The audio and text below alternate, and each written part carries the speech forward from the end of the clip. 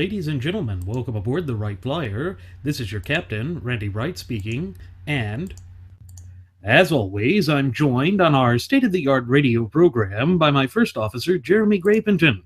Folks, this will be the final boarding call, so if you please, claim your seats, fasten your seatbelts, kick back, relax, and enjoy the show while Jeremy and I go ahead and delve into the pre-flight checklist, as there really is a lot of news and information to get to before we may fully indulge you with your in-flight entertainment. Well, folks, there is a lot of moral relativism, chicanery, and all sorts of other duplicitous things going on in the arena of American politics. It's something that came to the forefront all throughout this disastrous 2016 presidential election cycle, and now that that election cycle is done, we see that Donald J. Trump, the president-elect of the Gutless Opposition Party, or GOP, has come forth and essentially stated that he doesn't believe in American exceptionalism.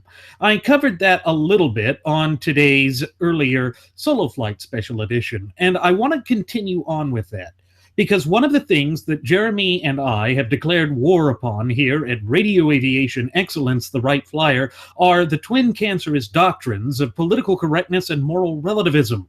But what we see is that both sides of the political aisle have adopted this. They have made that the linchpin of how they seek to approach the American system of polity, and it shows no signs of improving at any time within the foreseeable future.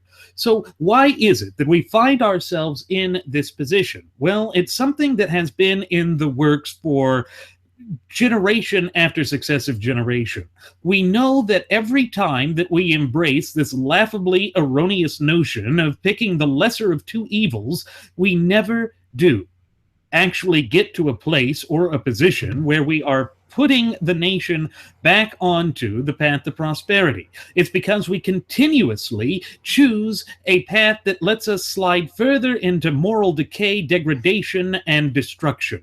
The societal blight that we are seeing in this once thriving and flourishing representative republic of ours has only been exacerbated by the bizarre ascendancy of the New York billionaire, businessman, real estate tycoon, and all-around vulgarian, as well as President-elect Donald J. Trump. He does not represent the values of true dyed-in-the-wool constitutional compositionists. And we know that he is this thin-skinned SOB, for lack of a better term, who just goes to the Twitter sphere to throw a Twitter tantrum each and every time somebody goes out and actually disagrees with him, irrespective of whether it's on his bad hair, his smally, stubbly hands, or on something of true substance and value. You see, it's that he is like a child. He truly is like a child in that he cannot take criticism.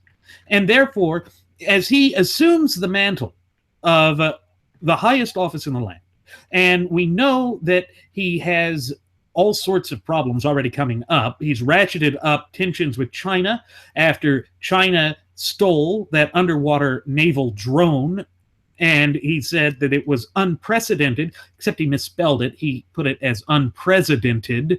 It took him 87 minutes to correct this problem, folks.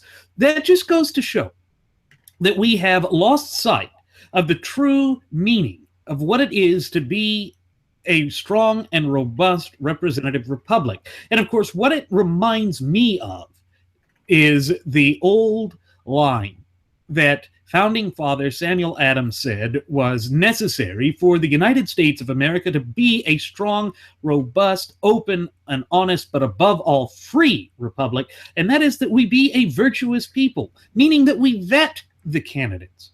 But we see that that was not the case of this 2016 presidential election cycle, and we are seeing that the chickens are coming home to roost, and it is a dangerous proposition that we face. Well, it's not just political correctness and moral relativism within the election cycle. We're starting to see it spread through various different careers, legal field, especially the criminal justice system. You know, Randy, you and I have talked about this, and the statements that Trump has made, all the backpedaling that he's done on his campaign promises have created a backlash that has put more twist on the downward spiral for people in the economy. It's, what was it I called, preemptive speculation? When he Mm-hmm. says something about parts of Obamacare, oh, we'll keep that. You can't keep any of it. It's unconstitutional. So now, because he's willing to keep certain parts of it and throw everything else, I thought he was going to replace it all, just the parts that he wants to. But because of that preemptive speculation, people in the medical field, their businesses are suffering. People in the legal field, their careers are in jeopardy. The legal market is drying up. I'm a prospective law student. I'm actually, and you and I've talked about this, thinking about not even pursuing a law career or going through the motions to get my JD, because we don't know when this is going to rebound. I'm not going to, put myself or anybody else in any kind of financial hardship if I don't know that it's going to be an avenue worth pursuing. But it's because of political correctness and moral relativism and all of this preemptive speculation nonsense that's going on. He wants to MAGA. Let's MAGA, make America great again. Shut the hell up. Because all you're doing is further destroying this country and everything that's going on inside the country. You want to make the economy better? Wrong. You want to say all these things. You again, what was it? You said 85 minutes, 87 minutes to correct a simple grammar mistake that should have never even been made? Because I thought he was so bigly. He's got a bigly brain. Or he surrounds himself with the best people. Remember, that was the other line we heard over and over again. Over and over again. And here's the thing. I've seen a lot of the Lion Branch Trumpvidians who continue to congregate in their Trumpvidian tabernacle come forth and say that all of this stuff about the Russian hacking of the DNC and Trump's response to it is just meaningless, that it has no application. But folks, these external influence and factors are having a significant and substantive impact on our system of polity. As we Recall said, that one of the things that we said is so significant and so important is that we still have self-accountability and self-responsibility working in tandem to deliver unto us self-determination.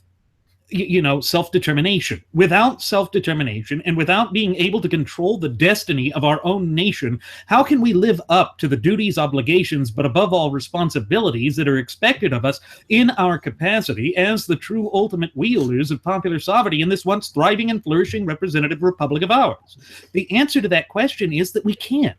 Not when we have forgotten who we are. Not when we continue to look for some sort of messianic figure to come down from the woodwork to save us, or to do all of the actions that we are actually expected to do, going back to the foundation of our country. You see, that's the problem. When we further distance and divorce ourselves from the true supreme law of the land, which pursuant to Article 6, Clause 2, the Supremacy Clause, is none other than our shared United States Constitution, that is when we encounter the type of gross type of divorcement that we're seeing now, the type of degradation and societal blight that is ailing and afflicting us. And I really don't see this getting better at any time in the foreseeable future. In fact, with Trump basically going forth and sticking his stubby thumb in the eyes of China, I only see this making things worse, because he's once again, he's acting without thinking. And I think that that is a major detriment that we're facing, a significant danger of the quaffpocalypse that he could bring about if we're not careful. And as you said, the way that he wants to selectively keep parts of a bill that he promised to tear down is just par for the course with this man. He doesn't give a damn about the future prospects of the true ultimate wielders of popular sovereignty, we the people. He's just in this for himself. He's in this for his own self-aggrandizement and to line his own pockets. I've had conversations with individuals that support Trump and that don't support Trump. And there's some individuals that support Trump, that they're looking at this as, well, at least, it's not Hillary Clinton at the helm. So they're still living off of and suckling on that fear of Hillary Clinton, that false sense of fear that was bred and birthed, so to speak, into existence by Trump. And those that are shying away from it a little bit, they're saying, well, Trump's unpredictable. Well, not necessarily. I don't buy that.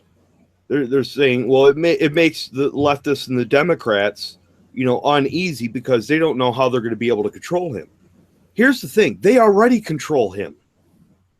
They already control him. What it is they control him, but at the same time, it's kind of like a power. It's a tug of war. He wants to do things. He's a loose cannon, wants to do things his way, and they concede to him certain possibilities for him to be able to do stuff. But see, they're still resting their hopes and dreams on him to solve problems to where it's not going to happen. He is not able to solve this country's problems. It is not his responsibility. He knows it's not his responsibility. Nor is it his desire. Right. Nor is it his desire. His desire is to go out there and line his own pockets and to obliterate his enemies. In fact, recall that one of the things that was said during the electoral process was that we needed a third-party candidate. And the man that you and I voted for during this disastrous fiasco, known as the 2016 presidential election cycle, Evan McMullin, has continued to stand in fierce opposition to Trump. And this caused Trump to come out and attack McMullin in one of those thank you tours, which reminds me exactly of what Hitler did with the Nuremberg rallies. But I have a short clip where he goes forth and just attacks McMullin. And I want to go ahead and cue that up because I think it's important that we discuss this. So here we go. I'm going to go ahead and cue it up now. Donald Trump has won Georgia. Donald Trump has won Utah. Now, these were states for 2 months they're talking about that were even. And in fact, in Utah, I had this character that nobody ever saw before. Nobody ever heard of him before. I said to my wife, that's correct, that's his name. He said, Evan McMuffin. Do you believe this? Or something like that. I never heard of this guy before. Nobody did. Yeah, we did. We heard of him. And why do you suppose he came up, Dumpy? The reason he came up is because you are a charlatan. The reason that he came up is because you are a goddamn progressive. And I'm sorry, folks, but that is exactly what Donald J. Trump is. That is the very position that he espoused for the vast majority of the 70 years that he has wrongfully spent here on God's green earth. The best part of him ran down his mother's leg. Not to be crass, but that's exactly what this son of a bitch is.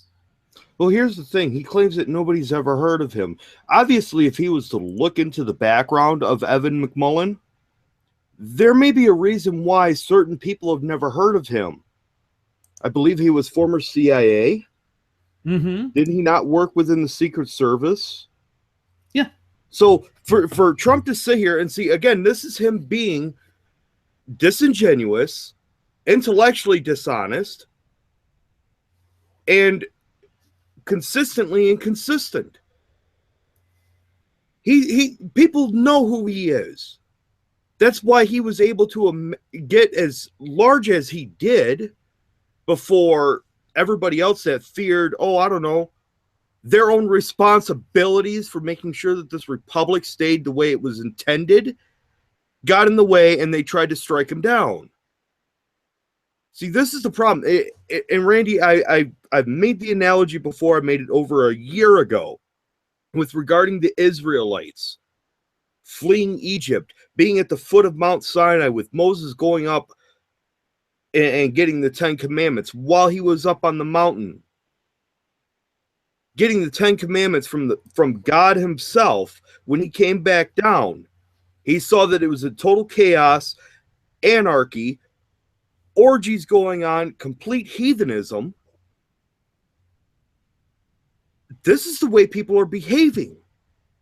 This is the way they're behaving. They've shirked their responsibilities. They've thumbed their nose at their own birthright, at their own obligation.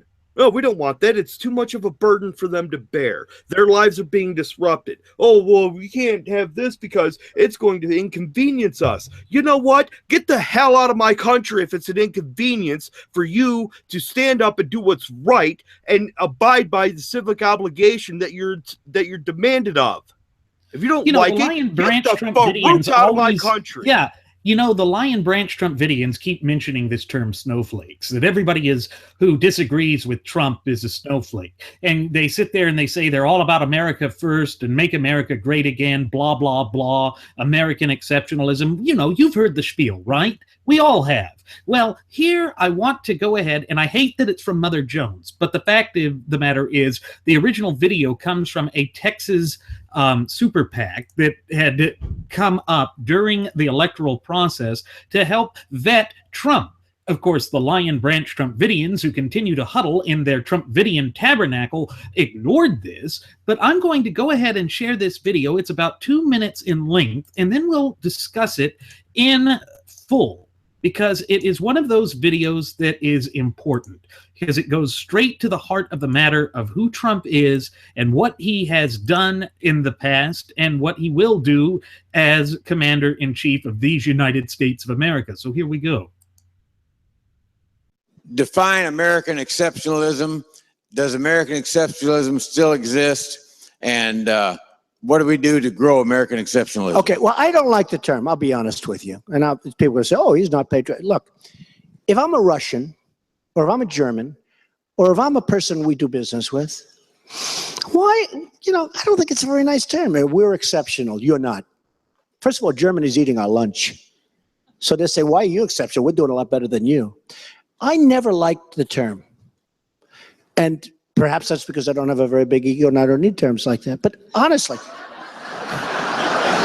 when you're doing business, I mean, I watch Obama every once in a while say American exceptionalism. I say, I don't like the term because we're dealing, first of all, I want to take everything back from the world that we've given them. We've given them so much. On top of taking it back, I don't want to say we're exceptional. We're more exceptional. Essentially, you're saying we're more outstanding than you. By the way, you've been eating our lunch for the last 20 years, but we're more exceptional than you. I don't like the term. I never liked it. When I see these politicians get up with the American exceptionalism, and we're dying. We owe $18 trillion in debt. I'd like to make us exceptional, and I'd like to talk later instead of now. Does that make any sense? That's good. Because I think you're insulting the world. And Jim, if you're German, or if you're from Japan, or you're from China, you don't want to have people saying that. Right. I never like the expression. And I see a lot of good patriots get up and talk about America. You can think it, but I don't think we should say it. We may have a chance to say it in the not too distant future, but even then I wouldn't say it. Because when I take back the jobs and when I take back all that money and we get all our, I don't want to rub it in. Let's not rub it in. Let's not rub it in. But I never liked that term. Okay. Yeah, that's fine. He never liked the term. I never liked him. And the whole idea here is that what he was saying is you can't say American exceptionalism because it might hurt the feelings of all those countries that we're, competing with. But, we're all about MAGA, like a maggot, because he is a maggot. That's the problem.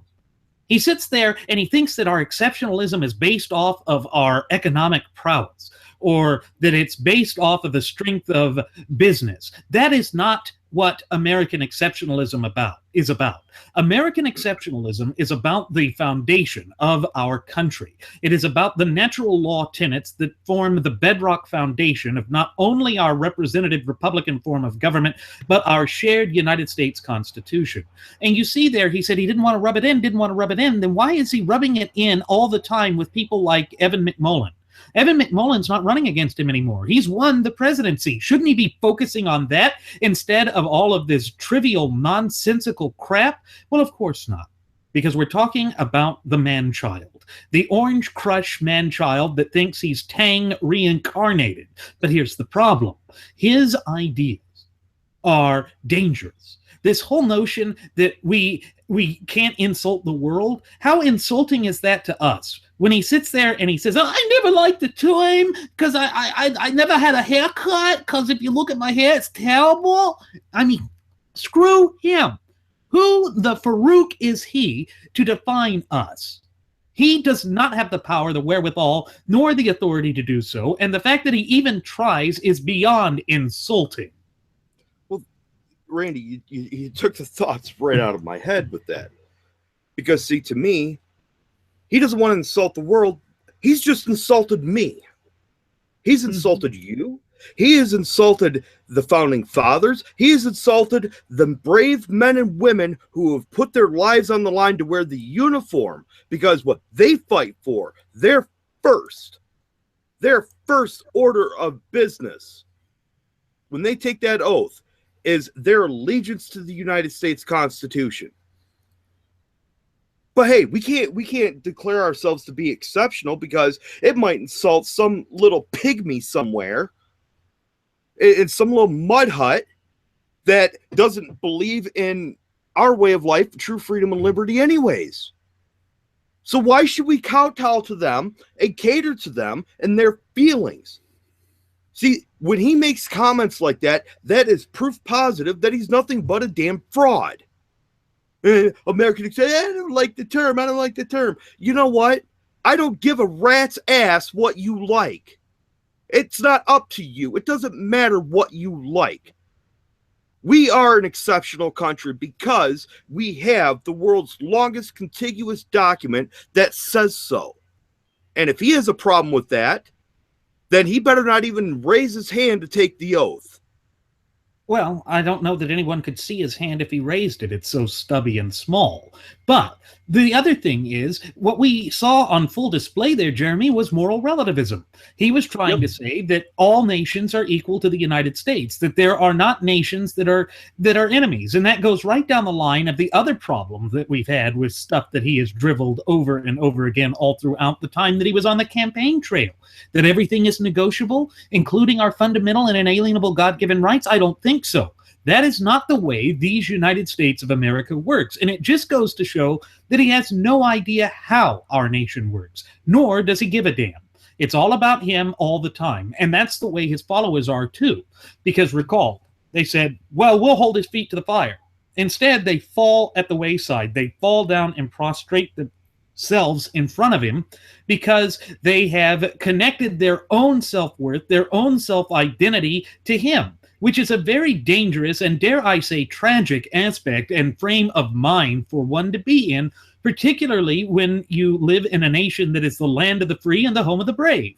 But that is where we are, and it takes it to another level with Trump. Trump has essentially been, as we've called him, the Pied Piper of disillusioned conservatives. They have, once again, looked for some sort of a messianic figure to come down from Providence in a quaff-shaped cloud to shake dandruff on them, and that dandruff would somehow magically spark America back to life. It's not going to happen. But I want to take it a step further. I want to take it a step further with Trump. Trump is out there saying that he still wants his kids involved with government. I thought that he said that the kids would be running the business. But no, he said just a few days ago that he would love it if his kids are involved with the direct running of the country as well. That, to me, is a major conflict of interest. But again, Trump doesn't give a damn about any of that. He doesn't give a damn about any one of us. And so all of those Trumpidians that said they were going to hold his feet to the fire, they're not going to. Oh, and let me also throw Ted Cruz in there.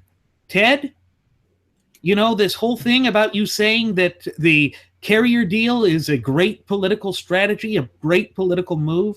No, it is not. Why? Because it is violative of the Constitution. Ted, you know better than this. Recall that when he was running for the caucus in Iowa, that he won, he did so despite standing against the ethanol subsidies that were allegedly popular in Iowa. And that was a stance against the sort of chicanery that we saw come to fruition with the carrier deal in Indianapolis, Indiana. And of course, that ties directly into Vice President-elect Mike Pence, who is the current sitting governor of the Hoosier State. Why is it that we now make a pass for this? Why is it that we all drop down to worship the Quaff One? The Quaff One does not represent American values. We've said it before. We'll say it again. We'll say it until the air is drained from our lungs and the life leaves us and we go to meet our makers, because it is the truth. You see, we've got to get back to the truth. The truth always has a way of shining through. That is why we here at Radio Aviation Excellence, the Wright Flyer, are dedicated to it. And Cruz, come on, wake up. Well, we've given Ted Cruz the benefit of the doubt several times. And he seems to have just, decided to say, well, I'm just going to go along to get along and hopefully this and that.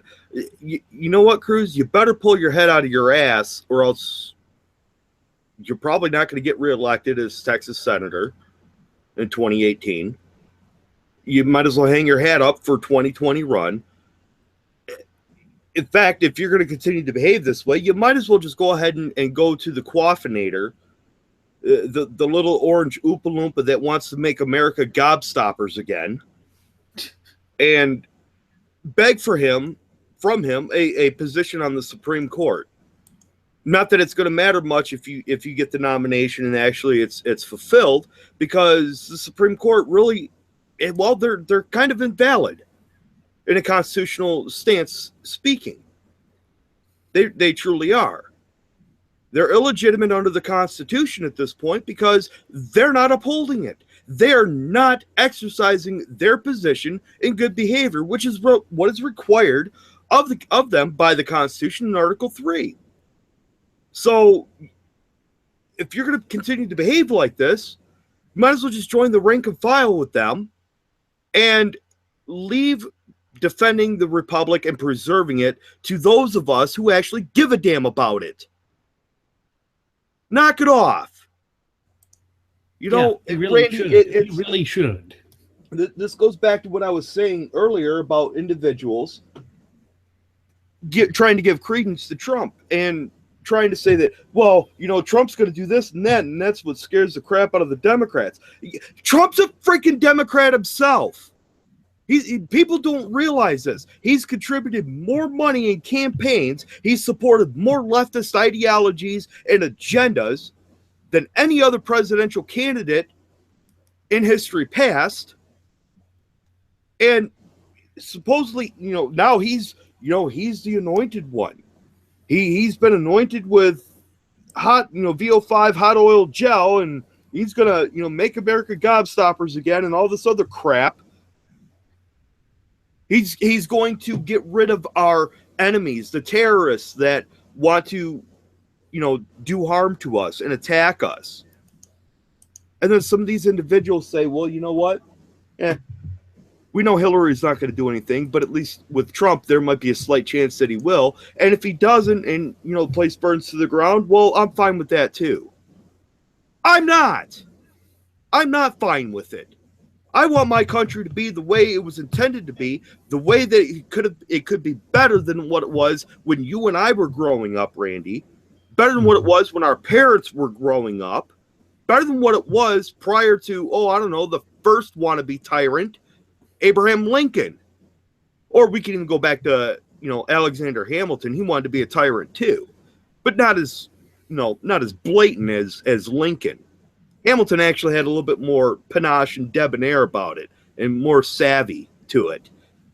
Trump, he's an absolute walking and talking and breathing, and hopefully soon he'll stop breeding disaster. And bringing his kids into all this, here's the problem with that. You're not even the president yet. Your family is not even entrenched or solidified as a political family yet. and your kids are traipsing about the world, meeting with foreign dignitaries, discussing things and plans for the United States. I have an issue with that. Oh, so do Everybody I. should have an issue with that. But those that don't are morons.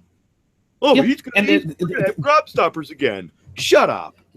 Yeah, I mean, that's the only thing that they can do. That's the only way that they feel that they can legitimize their position, because let's face it, ultimately the positions they have assumed are illegitimate because the man they supported so vociferously is illegitimate. And so we see that once again, when it was the CIA that was out there saying that we should take a little bit of concern with the Russian hacking, and recall that Trump had on numerous occasions during the campaign trail called for the Russians to hack his political opponent. What does Trump do? He doesn't go out there and attack Russia. He sits there and he says, well, you have to catch them when they're hacking, and if you don't, then you don't really know where they come from. No, it's called an IP trace. Even if they have these filters, these proxy servers that will lead you off the trail, you can still trace them.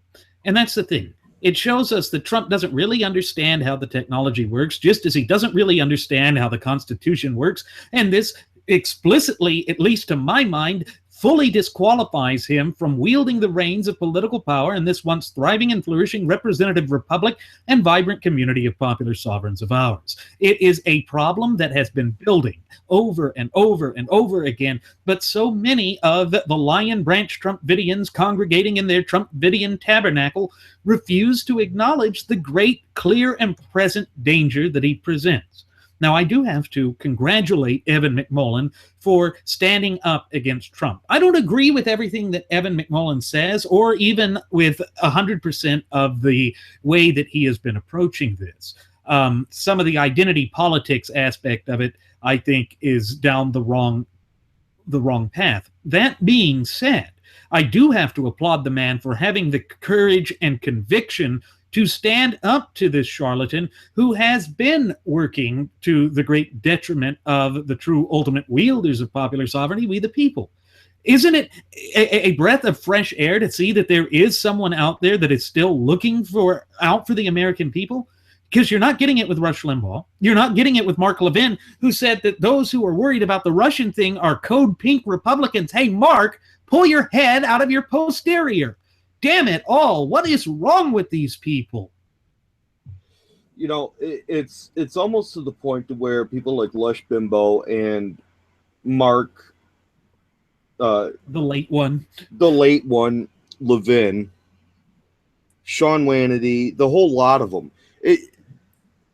It's if you can't beat them, join them mentality. Go along to get along.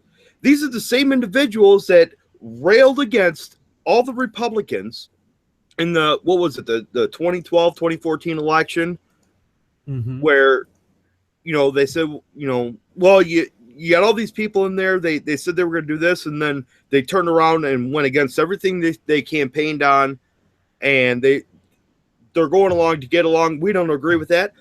You're doing the same damn thing. You're doing the same damn thing. You're going along to get along. Why? You think for some reason that you can do this because your little champion, your orange hero, was elected. So that gives you justification for behaving like a moron? Really? So you want to keep doing these things. You think you're God's gift to auditory sensation when you're speaking into your microphones, and which suck, by the way. Your microphones really do suck. It's noise pollution. I'm tired of hearing you. I've been tired of hearing you all for years now. I've turned you off. You are no longer relevant. You think you are, but you're not. And the sooner you come to that realization that you're no longer relevant because you want to flip-flop and you want to ride the fence on your constitutional obligation as a citizen in this country, See, you're just like several other people that Randy and I know. You want to pick and parcel and utilize certain parts of the Constitution to make your points, but everything that doesn't fit within your point or your point of view, you want to dismiss it, and you want to focus on one certain thing. You know what? You know who's been doing that the whole time since the Constitution's been brought into existence? Those that oppose it. Oh, yeah. Those that oppose it. See, if something doesn't fit, it's Baldwinism is what it is. And yes, folks, that's another ism that we came up with here, Baldwinism.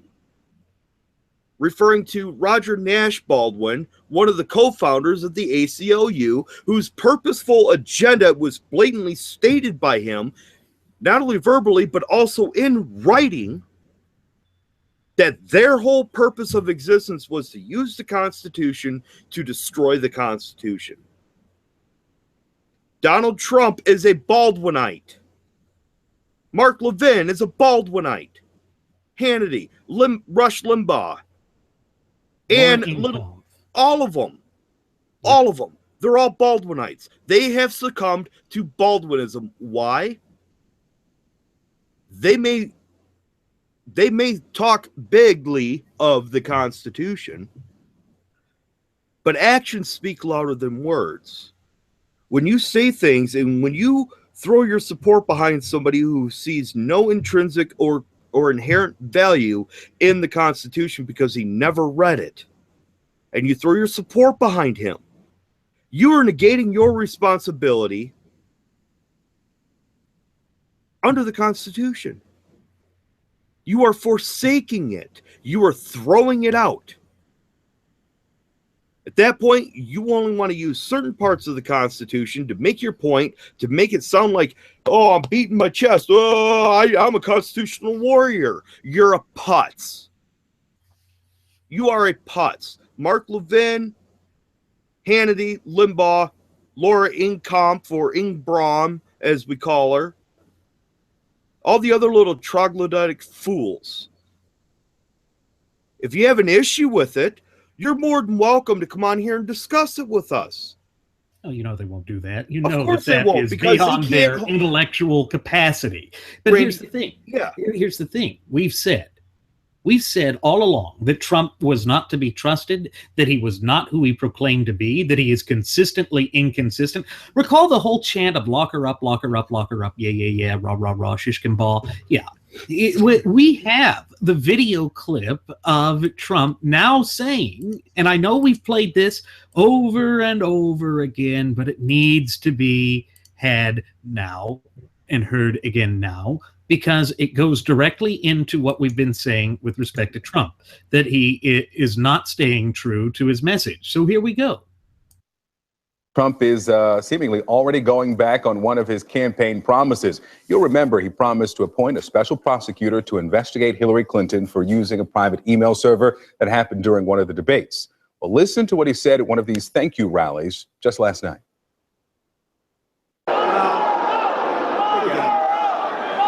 That plays great before the election. Nah, we don't care. Yeah, if you couldn't really decipher that, there were chants of lock her up. Now we don't really care about that. Now we don't care about that. Wait, I thought that the reason that the Lion Branch Trumpidians went out in earnest to support this groveling son of a bitch was because he was calling it as it is, that he wasn't a politician, and that they were sick and tired of politicians custom tailoring their messages to a particular audience at a particular given time. Well, we see that nothing could be further from the truth. They go out of their way to excuse this. They go out of their way to say, well, MAGA, MAGA, MAGA. Well, here, take that MAGA and shove it where the sun don't shine, because what you're doing is you are empowering a charlatan who has duped and bamboozled you, and you are too ashamed. You have allowed yourself to be whipped up into a raw state of hysteria and raw emotionalism that you are too embarrassed to admit that you farouked up. Well, We're here to remind you that you Farouked up. You did Farouk up. This man does not give a damn about the United States of America. He does not give a damn about you. It isn't rocket surgery. You don't need Dr. Ben, I'm a victim, get me a new suit Carson to figure the Farouk out. Here's the thing. They chant, and before the whole election happened, it was one of the, like you said, one of the fundamental reasons why people were gravitating towards him, because he said, oh, I'm going to throw her in jail. I'm going to lock her up. I'm going to do this. I'm going to do that. And everybody's chanting lock her up. No, we don't care about that now. See, there's an issue with that. It's kind of akin to an individual who refuses to take the proper steps to defend their home and their family. And they're all basing all of that on the ability that should somebody break into their home or try to do ill will or harm to their family, that they're able to pick up their phone, dial 911, and the police get there to catch the person in the act and to lock the person up. But then all that goes away. See, I could care less if she gets locked up or not, because it doesn't matter. At this point, what difference does it make? Okay? Because here's the thing. Number one, I'm the type of individual that I want to keep my eyes on people. I want to know what they're doing. Especially if it's somebody that I'm supposed to be afraid of. That makes me more aware of my surroundings. I don't need her to be locked up in order to keep her out of play. We as an American people are ultimate wielders of sovereignty, the power that is entrusted to us. We shouldn't have to lock her up in prison. And I'm not saying that I'm not giving her a pass on this. I'm not saying that she hasn't committed a crime. She absolutely has. But to base everything on and rest all your hopes and dreams on one aspect of the only way of getting her out of the picture is to lock her up. Randy, you and I knew that wasn't going to happen. We said it's a not modicum of sanity knew that wouldn't happen. So here's the thing. I'm the type of individual that if somebody wants to come to my house and break in or try to do harm to me and my family, I'm not going to rely on the police to stop them. It's not their job to stop them. It falls on me. Yeah, as long as your the only way is that in immediate jeopardy, then you have the right to self-defense. That's what that is. The only way that we can truly exercise our authority is if we are willing to meet the threat head on. Hillary absolutely is a threat to this country. Now, here's the question. Is she more of a threat to this country if she was president, or is Donald Trump? What I'm seeing is Donald Trump is more of a threat. People just aren't realizing it yet. Why? Because they say, well, he's unpredictable. No, he absolutely is predictable. He is telling people every single thing that he plans on doing right to their faces. And when he thinks for just a nanosecond, just a split hair second, a split end second, that he's going to lose the attention of the audience and they're going to turn on him, we're going to build a wall. And then the place goes nuts. He even admitted that to so much himself in an interview. He says, if the rally's not going the way I want it to, I just mentioned I'm going to build a wall and the place goes nuts. And I regain all their favor. The same thing that Adolf Hitler has done. Yeah, it's Same group thing that hypnosis. Mussolini, It's any group other tin hypnosis. pot It's dictator. what he does each and every time. It's what Adolf Hitler did, as you mentioned. It's that type of group hypnosis, and it's dangerous. And again, they always get mad at us when we make this comparison because they say that we don't fully understand what it is. Well, as students of history here at Radio Aviation Excellence, the Wright Flyer, we do know what it is. We realize just how grave of a threat that is, an open and obvious threat, a clear and present danger. And what it does show is that Trump is utilizing that group hysteria, for lack of a better term, in order to get what he wants. That's what that is. It's raw, sheer manipulation designed to force the crowd to do what he wants. And again, think of it this way. If Trump was interested in the country and interested in placing this nation back onto the path to prosperity, why is it then that he said if he lost, it would be a big, beautiful waste of money? That's all he cared about, was the waste of money. Not that Hillary Clinton's policies would hurt the American people. Well, if you recall back in 2009, he said that she'd be a great Secretary of State, that she could do things that no one else could. That is the type of chicanery that we're having to deal with. That is the sort of mentality that is gripping this. And for people that once proclaimed to be conservative, dyed-in-the-wool conservatives, to go out and just make these excuses when he goes out of his way to basically go against the supreme law of the land, that is not a practical position to take. That is selling your soul. That is embracing this type of charlatanism that is becoming the new established norm within the American system of polity. But it goes even deeper than that. For those that sit there and say that, well, Trump isn't a conservative, but that doesn't mean that he is not going to govern as a conservative, where the hell do you get this? Where the hell do you get this idea that just because he's not a conservative, that means he will govern as a conservative? I think it's the exact and polar opposite of that. And the great weight of the evidence clearly demonstrates it. It's why our near prophetic warnings here at Radio Aviation Excellence, the Wright Flyer, for the past year and almost 4 months now have been so spot on. Name us one area other than Hillary Clinton being elected where our predictions about how Trump would act have been wrong. You'll be hard-pressed to do it. In fact, it will be impossible for you to do it because he is doing all of the things that we said he would do. This is just par for the course. This is what we knew was coming to fruition. Well, Randy, I think it's impossible for them to do it all the way across the board, even with the prediction of Hillary Clinton being elected. Because let's look again at what he's done and said after becoming the president-elect. He's walked back everything that he railed against. Everything that Hillary Clinton stood for, that he campaigned on and said he was against, now he's embracing it. So again, what difference does it make at this point? Because he is behaving just like her. We knew he was a dyed-in-the-wool Fabian Baldwinist, just like Hillary Clinton. He is behaving the exact same way that she would behave. She just has a little bit better tact and looks better in a pantsuit than he does. Now, there's the other issue, too, with him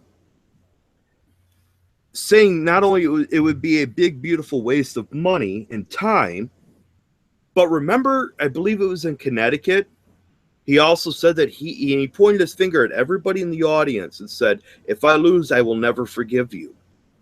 As if he's some kind of deity that has any authority to forgive anybody how they vote should he have lost. See, that earlier clip you played where he talked about having an ego and all this other stuff with American exceptionalism and everything. He is the most egotistical piece of crap I have ever seen. I don't have to use that term because I got a big ego. He tells people point blank exactly how he is. He's a narcissistic buffoon. And it completely baffles me why people of good conscience and actual somewhat intellectual people don't see this.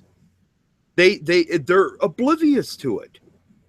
He behaves in such a way to where he thinks he is above the law, that he has the authority to dictate people's emotions. He manipulates people. He defrauds people. Look at all the people with Trump U, Trump Airlines, Trump Vodka, Trump Steaks, the Polish Brigade, the tenants in his that property there in New York that he evicted, and all of the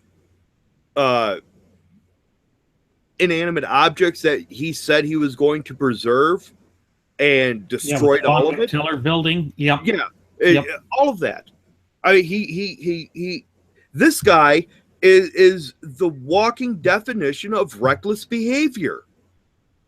There are laws that are made and centered around this type of behavior, reckless endangerment. And people are turning a blind eye to it. It's almost, Randy, it's almost as if individuals who were of good conscience have decided to say, you know what, I'm just going to stay silent on it. I'm just going to stay silent with regard to my birthright and my obligation under the Constitution. Well, Thomas Jefferson warned about that. See, when he said that all tyranny needs to gain a foothold in this republic is for people of good conscience to remain silent, he wasn't talking about people not speaking out against things. He wasn't talking about people not having an opinion or speaking freely and petitioning the government for redress of their grievances. He was talking about people of good conscience not exercising their obligation and civic duty and responsibility that has been entrusted to them under the Constitution to stop these things from happening. When you fail to act, you are remaining silent. You are no longer, you're not expressing what you should express. You're not doing what you should do. When you fail to act in good faith and in good conscience, you are remaining silent with regarding that. You're taking the Constitution, wadding it up, and throwing it away. And you know what else you're doing? You're throwing your rights away. For what? And again, as we have said, without your rights, you are left with nothing. Yes, a fleeting sense of security, which goes right into what Benjamin Franklin said. Yep. That those who sacrifice essential liberties for a fleeting sense of security deserve neither liberty nor security and shall surely have neither. And it goes right down the lines of what we've seen here. Make America great again. Do you realize that what he's saying there is that it's going to take the government to do that? That it is turning to the government? I thought the whole impetus behind the conservative mindset was limited government, to go back to the proper auspices and the proper scope and application of government as mandated by the clear and concise language contained within the four corners of the supreme law of the land, our shared United States Constitution. You see, this is the problem. Every time that we further distance and divorce ourselves from the Constitution, that is when we encounter the sorts of chicanery that we do now. That is when the problems that face this nation are exacerbated. And the fact that people are refusing to wrap their minds around this, because it's not a difficult concept to understand, is beyond me. It tells me that they are so weak-kneed, that they are so emotional, that they are willing to allow these charlatans, these hucksters, these carnival barkers, these con artists and snake oil salesmen to essentially control their destiny instead of being American citizens, instead of embracing their duties, obligations, but above all responsibility in their capacity as the true ultimate wielders of popular sovereignty to safeguard and defend their fundamental and inalienable rights, which were endowed to them by their creator, the God of nature himself. That is what we have seen come to the forefront over and over again throughout this disastrous fiasco of a 2016 presidential election cycle. And it is because they are just seduced by victory. This notion of victory, they're willing to sacrifice everything for it, which is the direct and polar opposite of how our founding fathers approached this. Our founding fathers valued their sacred honor above all else. That is why they were willing to hang together, because they knew that if they didn't stand for something greater, if they didn't go for these natural law tenets, the very thing that provides us with the root basis of American exceptionalism, then the entire experiment of our representative Republican form of government would have been for naught. It would have been something that had no impetus, no influence, and no lasting impact. But we see that it does. Why? Because our Constitution is the longest contiguous or uninterrupted running constitutional document in the entire course of human events. You know, our founding fathers were very exceptional, beyond exceptional. They're the ones that created American exceptionalism. They framed the very document that is the cornerstone of American exceptionalism. They were willing to, like you said, hang together, literally, nooses around their necks, in order to create and implement that which ensured our freedom and liberties. See, I have a problem, and Randy, you know, and I've mentioned this before, that I have not yet taken an oath on the Constitution, but I you know, never served in the military. I'm not in the legal field per se to where I've taken an oath, not at the level where you're at. But with someone like me, in my background, and what I've done, what I've accomplished, I don't think I need to take the oath to live it. And what really bothers me is when we have individuals who have served the country and they've put their life on the line, they've bled for this country, they've made sacrifices for this country. And when those individuals, people like John McCain, that want to wear that on their sleeve and use it as a crutch and try to disparage other individuals who never wore the uniform or have never taken that sacred oath by saying, well, you don't know what it's like, you're not patriotic because you haven't done what I've done. Well, here's the thing. This is what I have to say to them. You are an embarrassment to that oath. You are a besmirchment. You are a soiled stain on that oath and on the Constitution. Because for you to disparage someone like me who's never taken the oath yet, to say that I'm un-American, that I'm not patriotic, that I don't love my country, guess what? I'm doing more for my country by undertaking everything that I'm doing now, by immersing myself in the history of the Constitution, immersing myself in the Constitution itself, doing the research that I do. How dare you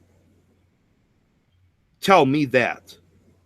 Who the hell do you think you are? See, these individuals are the same individuals that have gone full Trump-tard. Again, they think that their guy can win, and because their guy did win, they're absolved of any immunity for any wrongdoing. They can cherry pick, and they all say, yeah, but Trump. See, this goes back to the founding fathers all hanging together. Because, see, they never immersed themselves in the seduction of victory. When they defeated the British and we gained our independence from Great Britain, they didn't look at that and say, and they didn't get cocky. That's the problem. These people are getting cocky because Trump won. And when you get cocky, you get stupid. They didn't get cocky. They had a reality check at that point in time.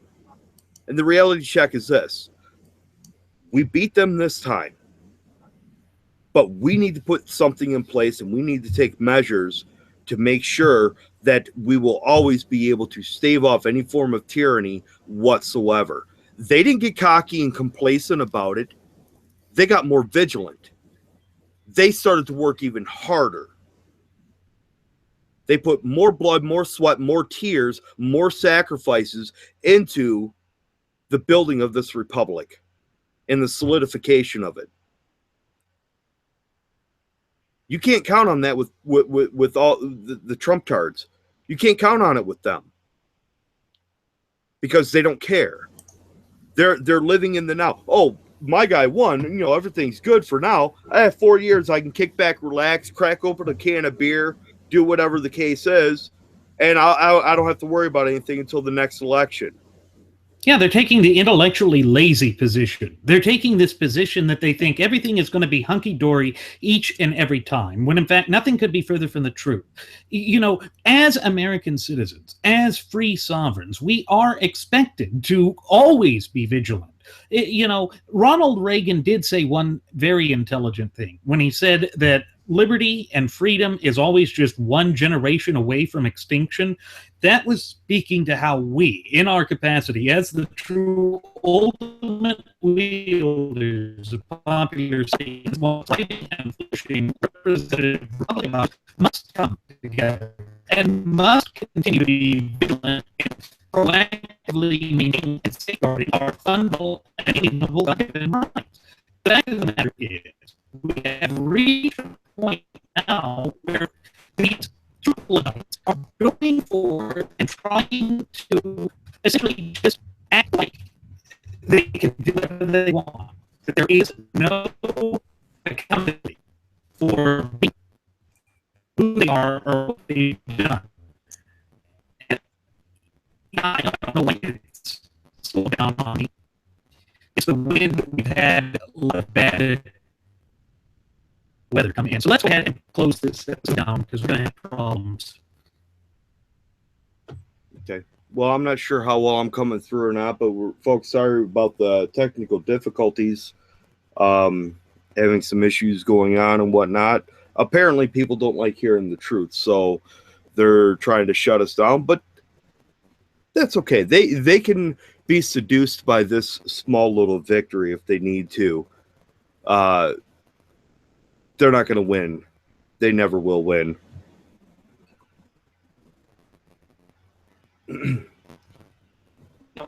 See you next time, folks.